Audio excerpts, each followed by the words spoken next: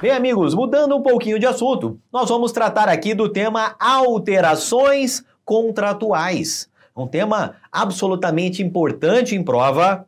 E nós vamos estudar aqui tanto a regra geral que orienta as alterações dos contratos de trabalho, mas nós vamos estudar também algumas alterações específicas, dada a sua importância em prova. Tá legal? Então venham aqui comigo na tela. Começando aqui com a regra geral. E a regra geral ela é informada pela disposição constante do artigo 468 da CLT. Tá legal? Por meio desse dispositivo, o legislador nos diz o seguinte: nos contratos individuais de trabalho, olha só essa palavrinha voltando a aparecer aqui, só é lícita a alteração das respectivas condições, e aí o legislador vai nos impor 2 requisitos para as alterações contratuais. Só são lícitas as alterações que decorram de mútuo consentimento. Então, isso aqui é um primeiro requisito, tá legal? E ainda assim, ou seja, cumulativamente, desde que tais alterações ou tal alteração não resultem, direta ou indiretamente, prejuízos ao empregado. Legal? E aqui uma segunda condição para que a alteração seja lícita, seja legítima. Sob pena de nulidade da cláusula infringente desta garantia. Legal? Então, vamos detalhar aqui estes tópicos que nós acabamos de ler. As alterações, amigos, elas, como regra geral, exigem 2 requisitos. Que ela decorra de um mútuo consentimento. E quando eu falo em mútuo consentimento, eu estou falando nas chamadas alterações bilaterais. Legal? Necessário que a alteração tenha ali a concordância entre empregado e empregador. Dos dois lados, dos 2 polos, daquele vínculo empregatício daquele contrato de trabalho. Legal? E além disso, além de resultar, de ser fruto do consentimento mútuo, para que a alteração contratual seja lícita, é necessário que ela não resulte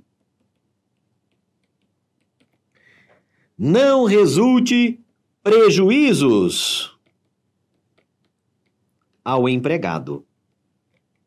Legal? E aqui, amigos, eu estou falando tanto de prejuízos diretos como de prejuízos indiretos. Legal? Sendo prejuízo direto, né, gerando ao empregado prejuízo direto ou indireto, tanto faz. Aquela cláusula tende a ser considerada nula. Tá legal? Então, né, não sendo fruto de mútuo consentimento ou resultando em prejuízos ao empregado, o que vai acontecer é que será nula a cláusula que infringir esta garantia, ou seja, a alteração contratual em si será considerada nula. Legal? Isto aqui, amigos, decorre do chamado princípio da inalterabilidade contratual lesiva. Legal? É o princípio que informa as alterações ocorridas no âmbito dos contratos de trabalho. Legal? E a sede dele é justamente aqui no artigo 468 da CLT. Vejam só, são 2 condições e essas 2 condições são cumulativas. Então imagine o seguinte, imagine só um empregado que ele vai lá e aceite o seu salário ser reduzido. Ele ganhava 2.000, vai passar a ganhar 1.500. Inclusive, ele concordou. Ele foi lá e assinou um termo junto com o empregador, né, chama lá um termo bonitinho, da alteração do contrato de trabalho. Cláusula primeira, fica reduzido com o salário do empregado de R$2.000 para R$1.500, assinam ambos, empregado e empregador. Então, Daldi, eu cumpri, eu atendi esse requisito do mútuo consentimento, alteração bilateral. Mas vejam, é uma alteração que resulta prejuízos ao empregado e por resultar prejuízos ao empregado é uma alteração ilegítima, uma alteração ilícita. Tá legal? Aquela alteração, ela é nula, consoante previsto aí no 468 da CLT. Tá legal? Vejam, este princípio da inalterabilidade contratual lesiva, esta regra geral que nós estamos estudando aqui no 468, constitui uma limitação ao chamado jus variandi empresarial.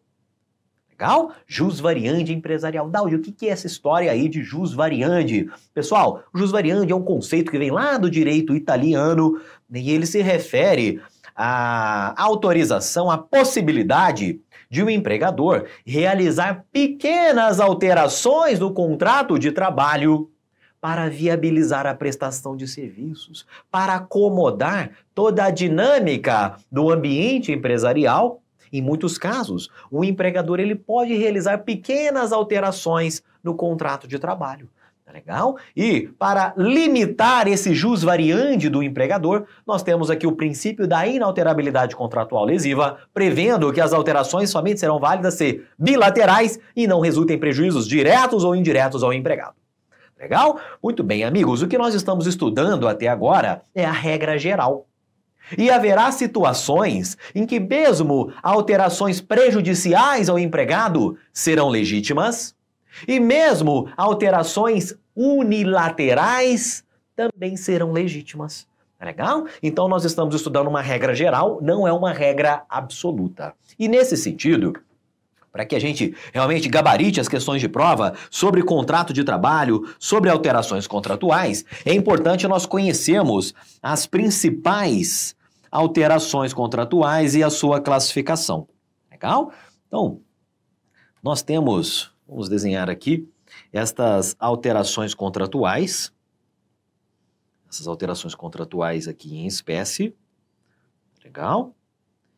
E nós poderemos ter alterações tanto subjetivas, legal? Alterações subjetivas, como alterações objetivas. É importante nós conhecermos aqui toda esta subclassificação, estas subespécies relacionadas às alterações contratuais. Legal? Então vamos lá, amigos. Quando nós falamos em alterações do contrato de trabalho, nós temos as alterações subjetivas,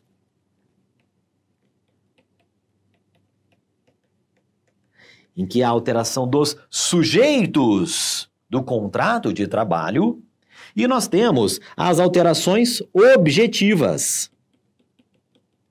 São alterações em que não altero os sujeitos do contrato de trabalho. As alterações objetivas, elas se subdividem em, vamos aqui novamente,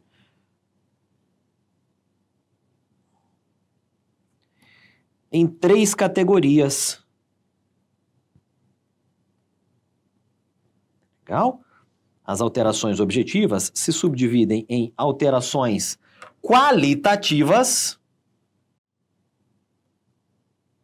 quantitativas e alterações circunstanciais. Legal? Nós temos aqui as alterações qualitativas, as quantitativas e as circunstanciais.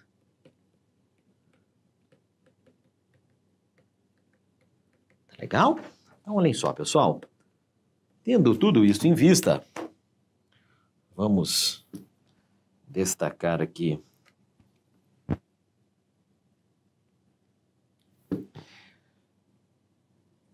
todo o relacionamento entre estas espécies de alterações contratuais. Legal?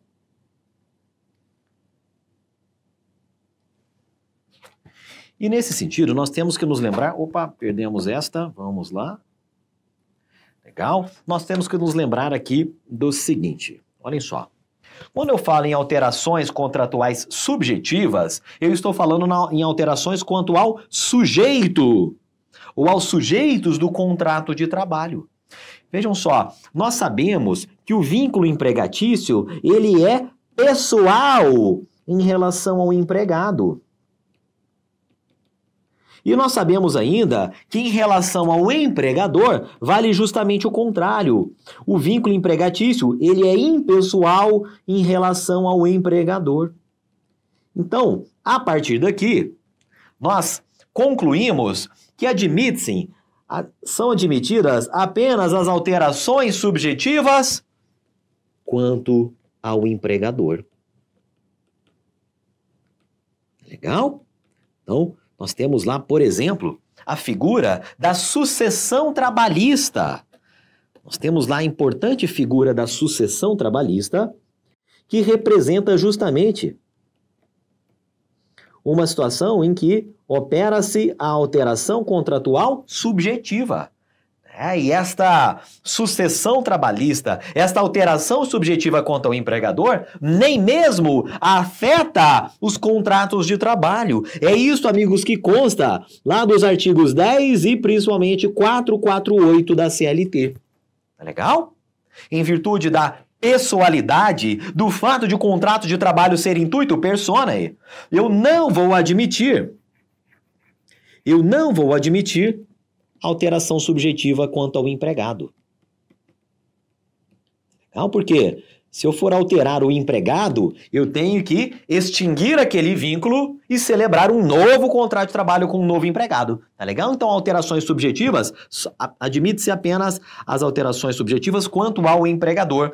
A exemplo da sucessão trabalhista, caso em que os contratos de trabalho sequer são alterados, são afetados. São afetados nos termos lá do 448 da CLT.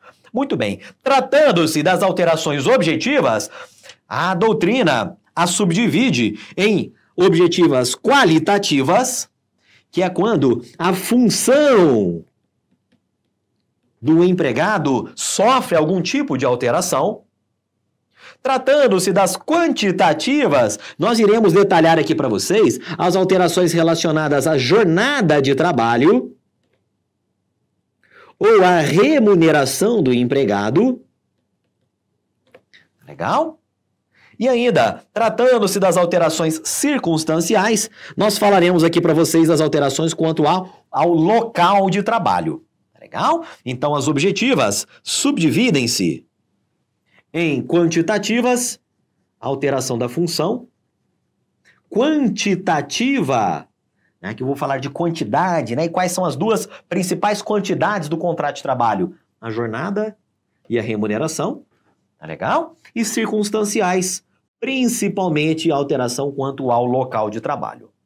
Dito isso, amigos, agora nós vamos passar a detalhar um pouco mais estas 4 alterações aqui. Alteração quanto à função, quanto à jornada, quanto à remuneração e quanto ao local de trabalho, tomando por base, amigos, o que consta da CLT e os principais entendimentos do TST a este respeito. Bacana? Então vamos lá. Em primeiro lugar, as alterações quanto à função. São alterações qualitativas, objetivas, qualitativas.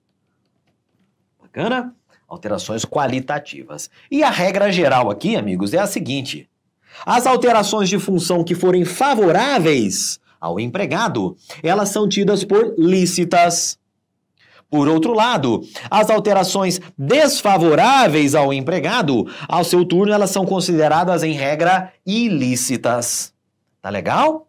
E esta é a regra geral, mas nós temos aqui que estudar cada uma das espécies de alterações de função, principalmente a figura da reversão. Legal? Então, olhem só. A reversão é a alteração de função que mais aparece em prova e ela encontra-se prevista lá no artigo 468, que nós acabamos de ler.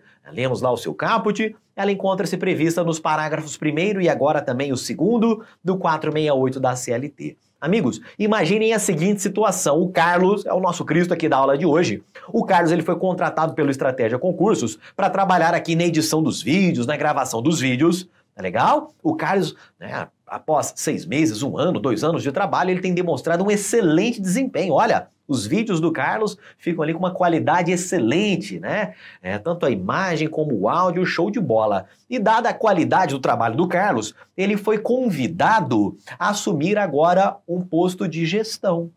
Agora o Carlos, amigos, Ele acabou de ser convidado e passou a desempenhar ali a função de gerente de estúdio.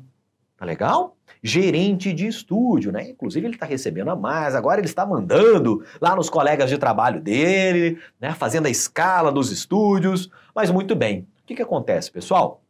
Qualquer que seja o motivo, imagine que 1 ano, 2 anos, 5 anos depois de ter assumido como gerente de estúdio, o Carlos, amigos, ele é revertido ao cargo anteriormente ocupado. Tá legal? Então nós temos aqui a figura da reversão. É quando o empregado que ocupava ali um cargo de confiança, uma função comissionada, ele é convidado, né, ele é revertido a ocupar o cargo anterior. E nesse sentido, amigos, a reversão, o empregado deixa de ocupar esse cargo de confiança por uma decisão do empregador. A CLT nem mesmo considera a reversão como sendo uma alteração unilateral. Tá legal? 468, parágrafo 1º. Não se considera nem alteração unilateral esta reversão. Legal? Por quê? A reversão, a decisão quanto a quem vai ocupar os cargos de confiança é algo tão dentro do poder diretivo do empregador que o legislador entendeu por bem dizer, olha, isso aqui nem é alteração unilateral, está absolutamente dentro das faculdades do poder diretivo do empregador. Tá legal? Então ele pode, a qualquer momento, decidir reverter os empregados aos cargos anteriormente ocupados. E lógico, o que vai acontecer? Essa alteração, ela é prejudicial ao Carlos? Ela é. Ele vai desempenhar agora uma outra função e, além disso, amigos, ele recebia uma gratificação de função. Legal? Ele recebia um plus remuneratório. O Carlos ganhava, por exemplo, lá seus 10 mil reais e agora ele vai passar a ganhar aqui os seus 7 mil reais. Daldi, então essa é uma alteração prejudicial ao empregado e ela é ilícita. Amigos, é uma alteração específica e, nesse caso, a CLT considera que não há ilicitude aqui. Tá legal? Então o Carlos vai ser revertido ao posto anteriormente ocupado. O Carlos vai deixar de receber aquela gratificação pelo exercício da função que ele recebia. É prejudicial ao Carlos e não há nenhuma ilicitude aqui. Nem mesmo alteração unilateral, esta é considerada. Tá legal? E nesse sentido, amigos, temos que destacar aqui para vocês o que consta no artigo 468, parágrafo 2º da CLT, que foi inserido por meio da reforma trabalhista. E ele diz o seguinte, olha, até contrariando a jurisprudência à época do TST, o legislador reformista nos diz que esta gratificação de função que o gerente, que o supervisor, enfim, que o ocupante ali de um cargo de confiança recebia, ela não é incorporada. Ela não é incorporada. Qualquer que tenha sido o tempo em que o empregado ocupou, exerceu ali aquele cargo de confiança, tá legal? Qualquer que tenha sido o motivo da reversão, não se incorpora tal gratificação. Então o empregado vai ser revertido e ele vai passar a ganhar menos, tá legal? À época, o TST vinha entendendo. Quando saiu essa alteração por meio da reforma trabalhista, o TST vinha entendendo que se o empregado ficava lá como gerente, ocupando aquele cargo de gestão por mais de 10 anos, 10 anos ou mais, havia ali uma incorporação aquela gratificação ao patrimônio jurídico do empregado. E sob o princípio da estabilidade financeira do empregado, o empregador, mesmo que revertesse o empregado, não poderia lhe retirar a gratificação de função. E segundo a CLT, amigos, este raciocínio não mais se aplica, tá legal? A qualquer tempo, qualquer que tenha sido o motivo da reversão, com justo motivo, sem justo motivo, pouco importa. É algo que se insere no seio do poder diretivo do empregador, então ele pode sim determinar a reversão, ainda que seja prejudicial ao empregado, ainda que ele passe a ganhar menos. Tá legal? Inclusive, amigos, a CLT, ela diz claramente, que não há estabilidade quanto aos cargos de confiança. Tá legal? Então não se aplica, em alguns casos, nós sabemos que há situações em que o direito do trabalho, em que a legislação proíbe o empregador de demitir livremente os empregados. Tá legal? E estes casos não se aplicam quando nós estamos diante de cargos em comissão. Legal? Tanto é que eu posso reverter um empregado ao cargo anteriormente ocupado a qualquer momento, com ou sem justo motivo, e ainda ele não terá direito à incorporação naquela gratificação. Bacana? Tudo isso, amigos, que nós comentamos diz respeito a essa figura da reversão ao cargo anteriormente ocupado. Além disso, nós temos uma outra alteração em espécie, uma alteração de função importante para fins de prova, que é a chamada readaptação. Legal? Readaptação. A readaptação, amigos, ela diz respeito à situação em que o empregado ele sofre uma limitação em sua capacidade laboral. Então, o que vai acontecer? Ele, vamos supor, ele era motorista, ele sofreu um acidente e perdeu os 2 braços. Ele não consegue mais dirigir. Ele não consegue mais continuar naquela função de motorista. Então, ele será readaptado em uma nova função que diz respeito, que está de acordo com a sua nova condição de trabalho. Eventualmente, ele vai atuar ali como auxiliar administrativo. Tá legal? Então, houve uma alteração, mas esta alteração considera-se que seja benéfica ao empregado. Então, aqui nós temos um outro exemplo de alteração de função lícita, a readaptação. Existe ainda a figura da substituição temporária. Muitas vezes, nós temos ali um cargo de confiança na empresa, e aquele chefe, aquele ocupante do cargo de confiança, ele vai sair de férias, ele eventualmente vai lá usufruir ali uma licença paternidade, uma licença maternidade, e você é chamado a substituir temporariamente aquele chefe. Tá legal? Então, houve ali uma alteração temporária de função, também considerada lícita, também considerada legítima. Legal? Daudi, você está mencionando apenas as lícitas. E as ilícitas, tem alguma? Pessoal, tem sim.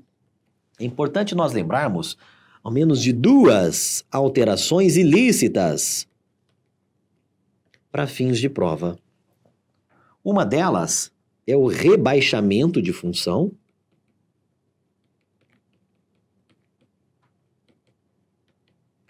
É o rebaixamento de função, legal? E a outra é a retrocessão.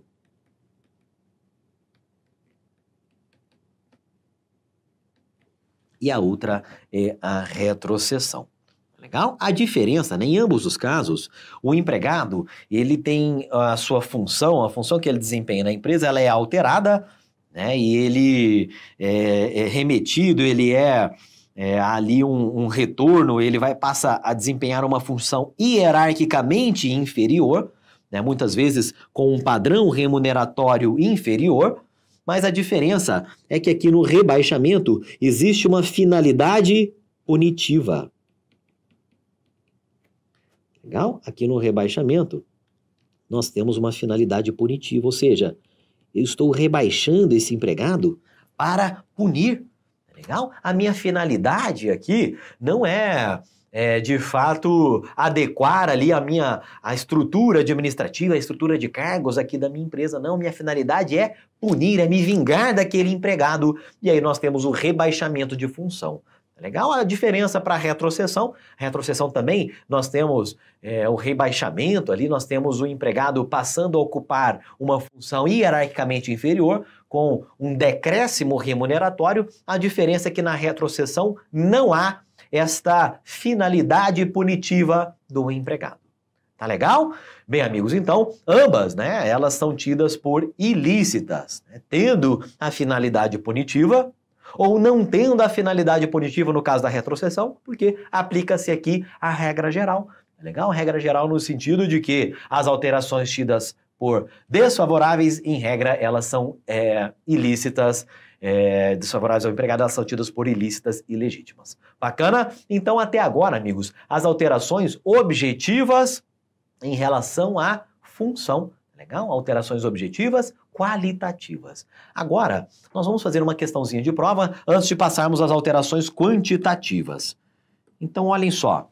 Nesta questão, o examinador diz que Florence foi contratada como gerente de comércio exterior pela empresa Internacional Comércio e Exportação. Legal. Após 2 anos da contratação, foi eleita para o cargo de diretora. Então vejam, ela era gerente e foi ascendida lá ao posto de diretora, sendo-lhe informado que se tratava de cargo de confiança a ser ocupado interinamente.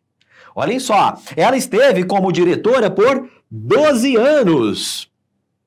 E na sequência ela foi, olha a palavrinha, revertida pelo empregador para o cargo de gerente. Ou seja, 12 anos depois, ela voltou para cá. Legal?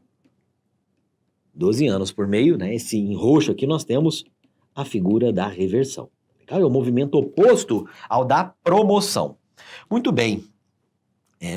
Deixando para o cargo de gerente, deixando o exercício da função de confiança. Em relação à situação de Florence, e aí vem, pessoal, a grande pergunta é, se a Florence, analisando essa questão sob o ponto de vista das regras positivadas na CLT, a grande pergunta é se é possível essa reversão e se a Florence poderá ter ali um decréscimo remuneratório. Então vamos lá, na letra A, o examinador diz que após ocupar cargo de confiança, principalmente de diretor, o empregado não pode ser revertido para o cargo anteriormente ocupado, pois isso caracteriza rebaixamento de função, que é vedado pelo ordenamento jurídico. Isso está errado. Tá legal? O rebaixamento de função não se confunde com a reversão. Legal? Tratando-se ali de cargo de confiança, aí sim é possível essa alteração contratual, inclusive para um cargo de estatura, vamos dizer assim, de estatura inferior, e isso é considerado lícito pelo nosso ordenamento jurídico. B. Após ocupar o cargo de confiança, o empregado pode ser revertido para o cargo anteriormente ocupado com ou sem justo motivo, legal, não lhe sendo assegurado o direito à manutenção do pagamento de gratificação, que não será incorporada, independentemente do tempo de serviço. Pessoal, a letra B, ficou faltando aqui uma palavrinha, mas a letra B já é o nosso gabarito. Ela está de acordo com a atual redação do 468, parágrafo 2º. Tá legal? Então é possível sim a reversão. E em relação à remuneração do empregado, ela será sim reduzida porque ele poderá sim deixar de receber a gratificação de função. Não há que se falar em incorporação, em direito de manutenção, mesmo após extrapolado o prazo de 10 anos. Legal? Então a letra B é o nosso gabarito. Com isso, nós vamos passar agora às alterações objetivas quantitativas.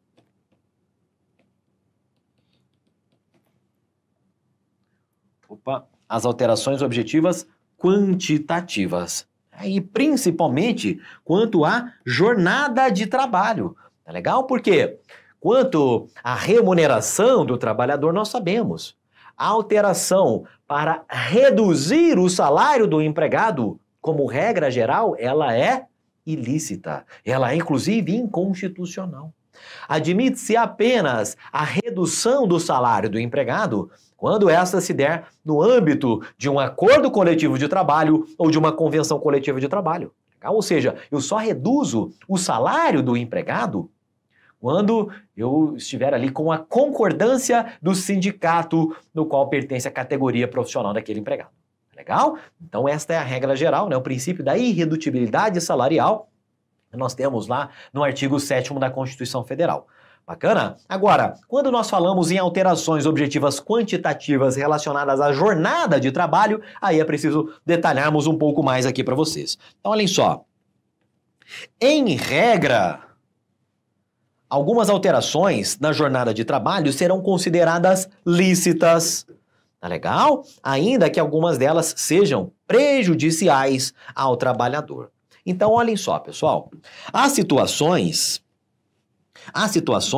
em que eu poderei ampliar a jornada de trabalho do empregado e o empregado está obrigado a acatar esta imposição. Ele está obrigado a acatar esta ampliação da sua jornada de trabalho.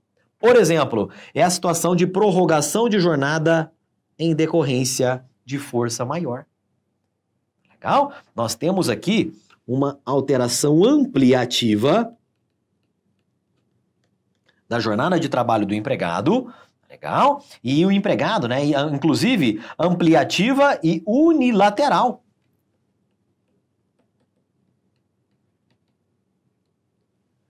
A própria CLT nos diz que, em algumas situações, o empregado estará obrigado a prestar horas extras, mesmo que ele não concorde, mesmo que não tenha sido objeto de uma pactuação anterior. Legal? Né? Já que nós estaremos diante de situações de força maior, né? Conclusão de serviços inadiáveis, então existem algumas situações que o empregador, fazendo uso do seu poder diretivo, poderá impor ao empregado a prestação de horas extras. Legal? Então, alterações contratuais, alterações da jornada de trabalho ampliativas. Bacana?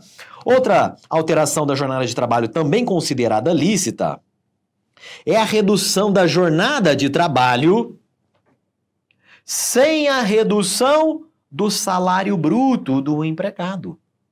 Em algumas situações, amigos, alguém que trabalha, por exemplo, 8 horas diárias, ele terá essa jornada de trabalho reduzida para 6 horas. Imagine só, a minha empresa, hoje em dia ela trabalha ali, num ritmo de 8 horas diárias. E agora com a redução do movimento, enfim, nessa época do ano, eu decido que a minha empresa vai passar a trabalhar apenas 6 horas diárias. Legal? Então, eu vou reduzir a jornada de trabalho do empregado e vou manter o seu salário bruto. Legal? Então, se ele ganhava, vamos supor, R$2.000 aqui, para trabalhar 8 horas diárias, ele vai continuar recebendo R$2.000 aqui para trabalhar as 6 horas diárias.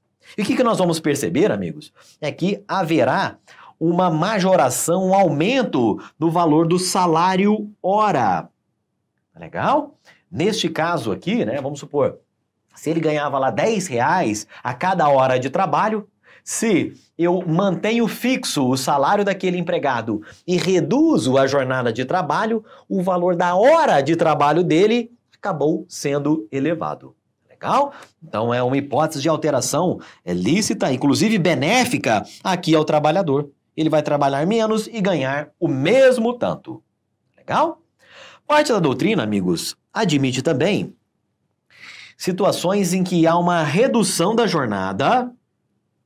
Legal? Uma redução da jornada. E essa redução aqui, ela não é determinada pelo empregador. São situações em que a redução da jornada decorre de um interesse extracontratual do empregado. Por exemplo, imagine só, o Carlos trabalha aqui no Estratégia Concursos, 8 horas diárias, 44 horas semanais. E o Carlos, amigos, um sonho do Carlos é se tornar advogado.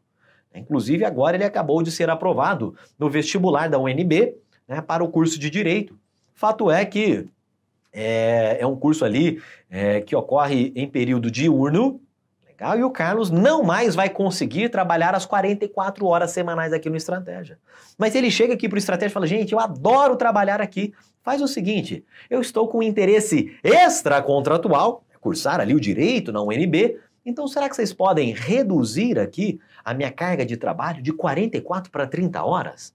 E claro, né, podem reduzir proporcionalmente o meu salário, tá legal? Então parte da doutrina admite que, havendo interesse extracontratual do empregado, seja possível a redução da jornada com consequente redução do salário pago ao empregado. Legal? Já que haveria aqui um interesse grande do empregado em que se viabilize essa alteração. Legal? Vejam, diferentemente da anterior, nós temos aqui uma redução da jornada com a correspondente redução do salário bruto do empregado. Legal? Já que há um interesse extracontratual desse empregado e por esse motivo ela é tida como lícita. Além disso, nós temos aqui as alterações de turno. As alterações de turno. Olha, eu trabalho hoje em período diurno, vou passar aqui a trabalhar em período noturno e vice-versa. E tem-se considerado, amigos, que a alteração do período noturno para o período diurno, essa é uma alteração lícita. Legal? O empregado trabalhava em período noturno, vai passar a trabalhar agora em período diurno. A jurisprudência tem considerado que essa é uma alteração benéfica ao trabalhador. Por quê? Antes ele trabalhava em período noturno, ele estava privado muitas vezes de um convívio social, de uma convivência ali no seio familiar daquele empregado, tá legal? Agora ele vai trabalhar em período diurno e à noite ele vai fazer o que ele quiser, conviver ali com os amigos, com a família, tá legal? Então tem se considerado que essa alteração ela é lícita. Ah, Daldi, mas antes ele ganhava adicional noturno. E agora, se ele passa a trabalhar em período diurno, ele vai deixar de ganhar o adicional noturno? Vai sim, amigos. Ele vai ganhar menos, tá legal? Aquele adicional noturno que ele recebia, ele deixa de receber, já que o adicional noturno é o que nós chamamos de salário-condição, só é pago enquanto presente aquela condição, mas ainda assim entende a jurisprudência que é uma alteração benéfica ao trabalhador e, portanto, ela é lícita.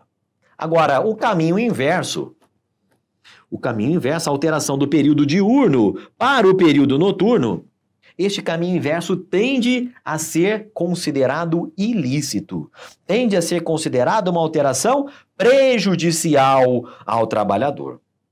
Legal? E por fim, pequenas alterações dentro da mesma jornada de trabalho, como regra geral, também têm sido consideradas lícitas.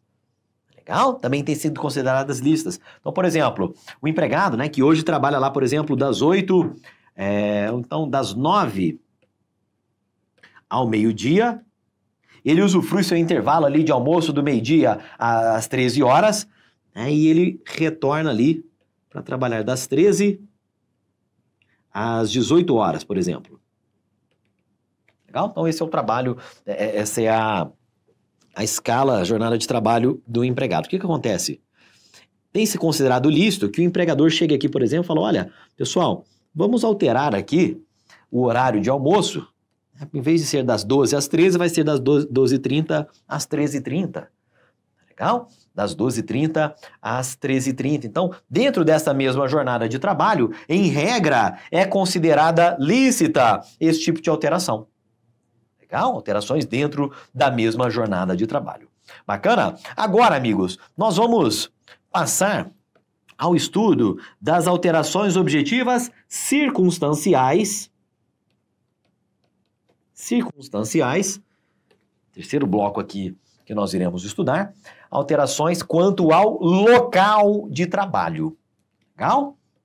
Ao local de trabalho. E desde logo, amigos, eu adianto que é possível que nós tenhamos uma alteração do local de trabalho com uma mudança de domicílio do empregado, na verdade, com uma mudança de domicílio do empregado, aqui embaixo, e sem a mudança de domicílio do empregado. Legal? E a depender de qual caixinha nós estivermos aqui, os efeitos remuneratórios, né, e as regras impostas serão diversas. Então imagine só a seguinte situação. Olha só, eu tenho ali uma rede de pizzarias, e essa rede de pizzarias funciona lá no município do Rio de Janeiro. Legal? Lá no município do Rio, eu tenho uma série de pizzarias, né? Uma fica lá na Barra da Tijuca, outra fica em Copacabana, outra fica em Ipanema, outra fica lá no Leblon, outra fica lá no Leme, enfim, eu tenho uma série de unidades da minha pizzaria lá no Rio. Legal? O que vai acontecer? O Carlos, só pra gente variar um pouquinho, o Carlos, ele trabalha lá na pizzaria de Copacabana. Ele é um dos 4 funcionários lá da minha pizzaria de Copacabana. Temos lá o Carlos e outros 3 funcionários lá. Legal? O que acontece? Em um belo dia, eu chego pro Carlos e falo, Carlos, olha, eu preciso que a partir de agora, por uma série de motivos, eu preciso que você vai trabalhar lá na unidade de Ipanema.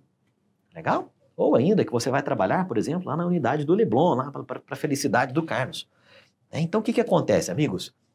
Houve uma alteração no local em que o Carlos trabalha? Houve. De Copacabana para o Leblon.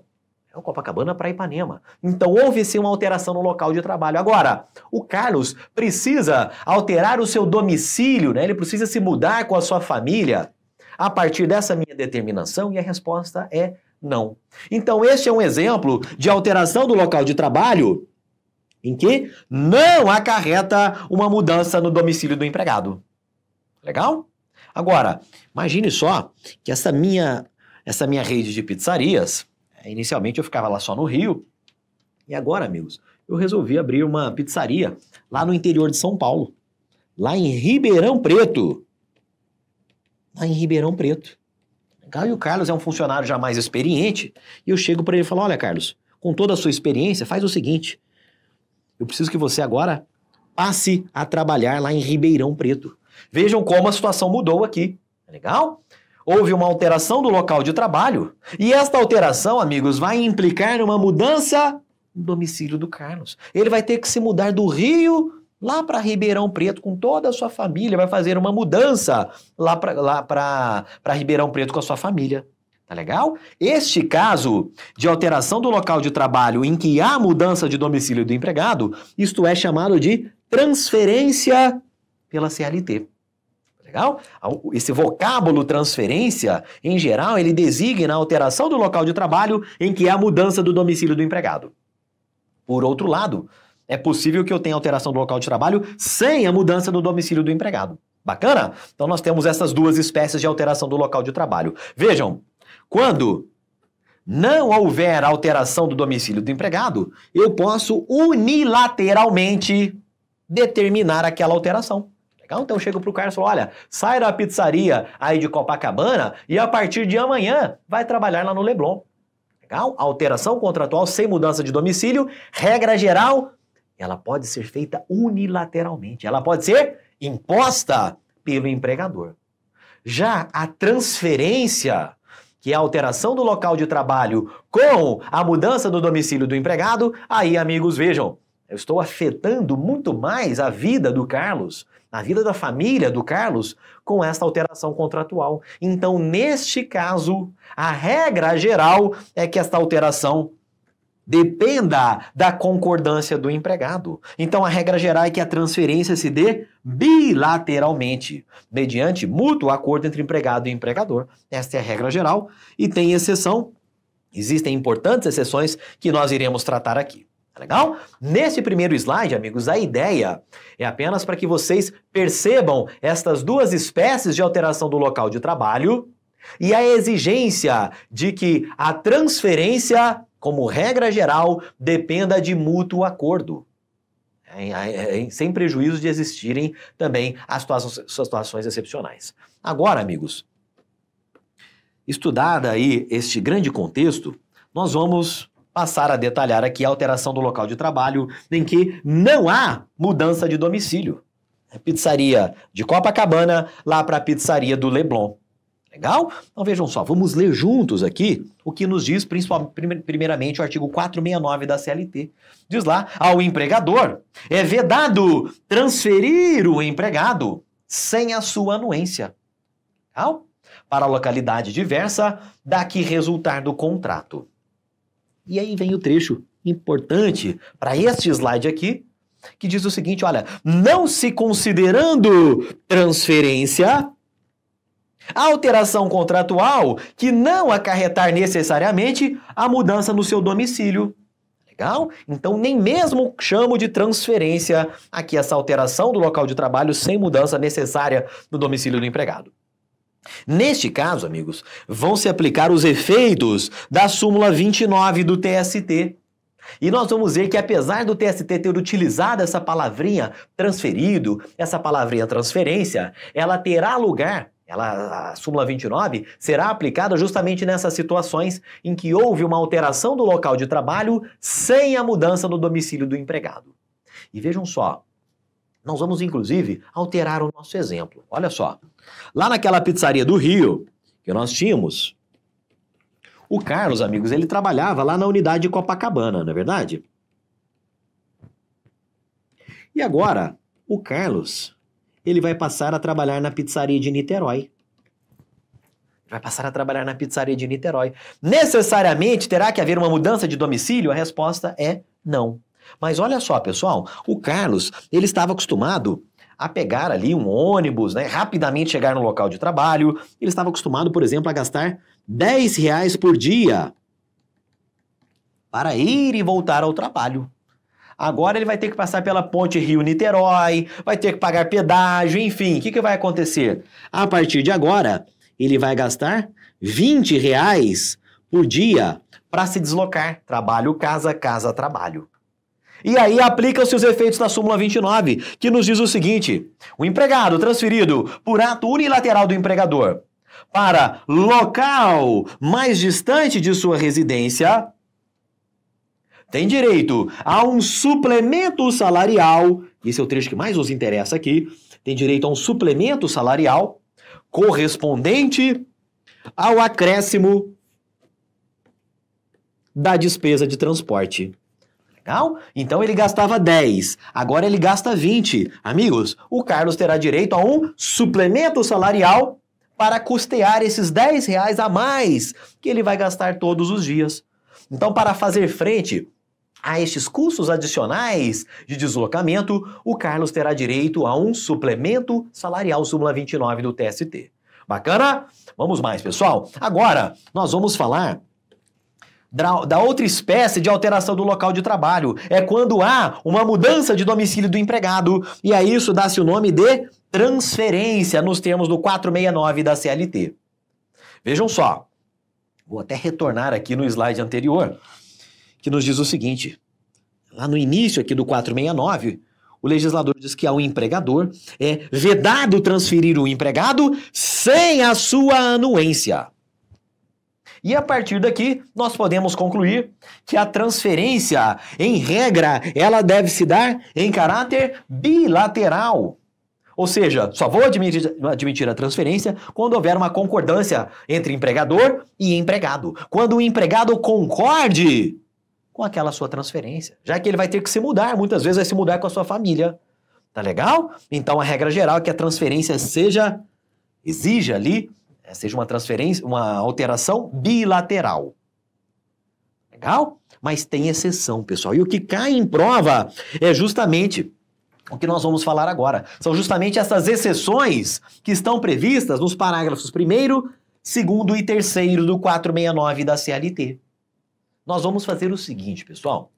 Nós vamos comentar aqui com vocês, listar quais são essas 4 exceções, e no próximo slide nós vamos ler juntos as regras seletistas quanto a essas alterações do local de trabalho. Tá legal? Então, olhem só, são 4 exceções. A primeira delas é quando o empregado ocupa um cargo de confiança. Legal? O empregado ocupa um cargo de confiança. O Carlos, por exemplo, ele é gerente de audiovisual aqui no Estratégia Concursos. E vejam, requisito cumulativo é que exista necessidade do serviço. Então, se o Estratégia Concursos, se o serviço do Carlos necessitar, exigir essa mudança, aí, amigos, o Carlos estará obrigado a acatar, já que aqui nós estaremos falando em transferências mediante alteração unilateral. Legal? Unilateral. Bacana? A segunda exceção, além do empregado que ocupa cargo de confiança, são aqueles contratos que têm como condição implícita ou explícita, tanto faz, a transferência.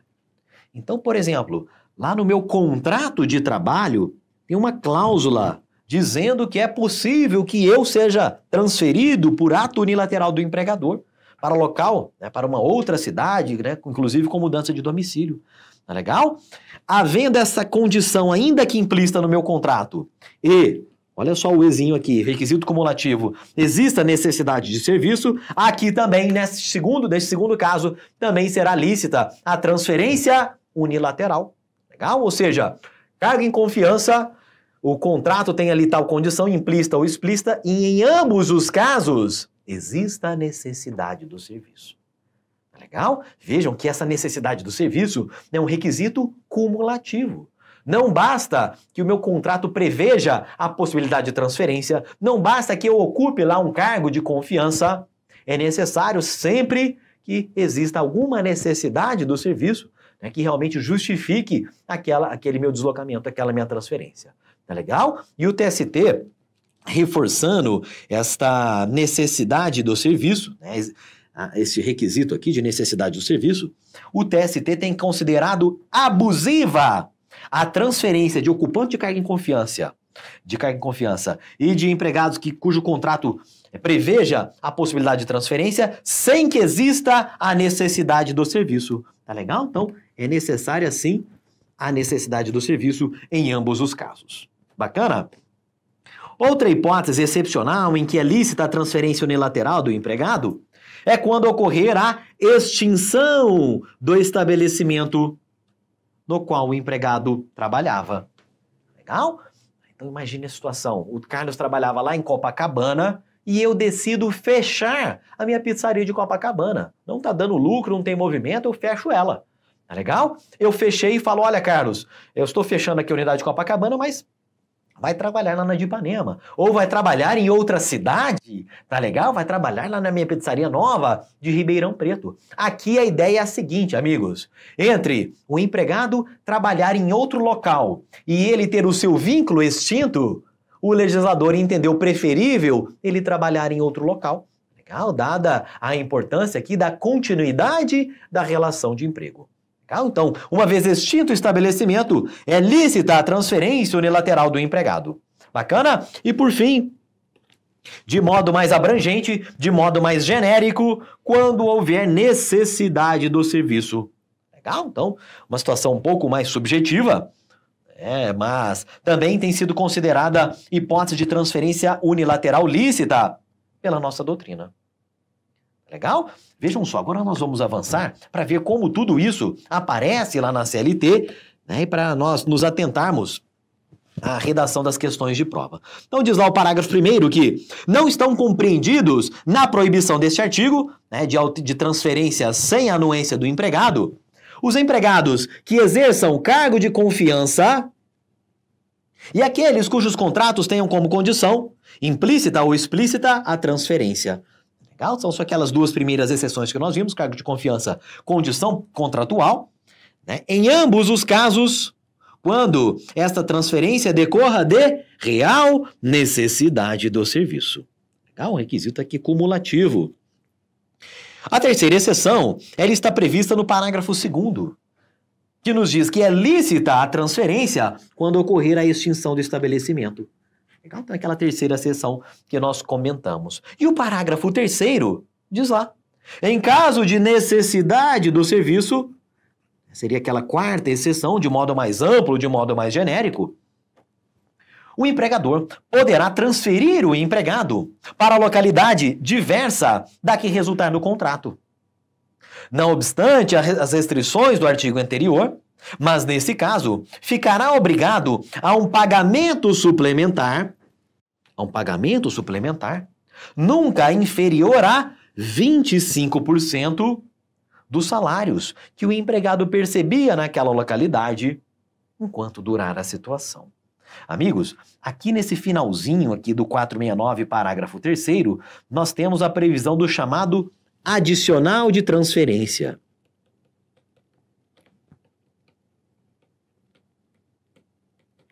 Adicional de transferência. Legal? O adicional de transferência é uma parcela que deve ser paga ao empregado. Essa parcela tem o importe mínimo de 25% do salário do empregado. Tá legal? Então, adicional de transferência, pelo menos 25% do salário, e tem um detalhe que cai em prova. Vejam, o adicional de transferência, ele somente é pago nas transferências provisórias. Tá legal? Nas transferências provisórias. Se o empregado, ele é transferido a título definitivo para uma outra localidade, aí, amigos, não tem direito ao adicional de transferência. Legal? E como é que você sabe disso, Daldi? Pessoal, vejam, a doutrina infere este requisito do adicional de transferência a partir desse finalzinho do parágrafo 3º, que diz lá, é direito do empregado adicional de transferência enquanto durar esta situação. Legal? E a partir daqui, nós percebemos que o adicional de transferência somente é pago nas transferências provisórias. Legal? Transferência definitiva, o empregado, né? combina lá com o empregador, enfim, faz um ajuste, mas ele não tem direito, não faz jus ao adicional de transferência. Bacana? E para nós finalizarmos aqui, artigo 470. As despesas resultantes da transferência ocorrerão por conta do empregador com errinho no final. Se no parágrafo 3º nós vimos o adicional de transferência, aqui no 470 nós temos a previsão da chamada ajuda de custo.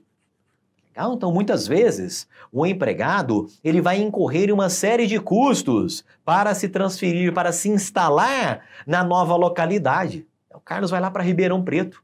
Ele vai ter que botar todos os eletrodomésticos, os móveis, o carro, a moto que ele tem dentro do caminhão, mandar lá para Ribeirão Preto. Tá legal? Então ele vai ter uma série de custos com a sua instalação e com esse deslocamento. Estes custos todos correm por conta do empregador.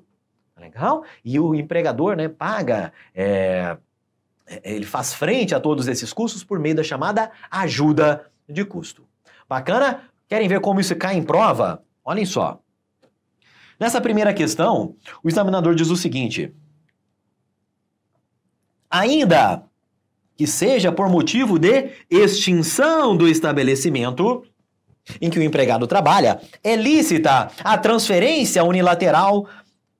Opa, lícita não, né? Eu quase escorreguei aqui. É ilícita a transferência unilateral do empregado pelo empregador e a partir daí a gente sabe que isso está errado.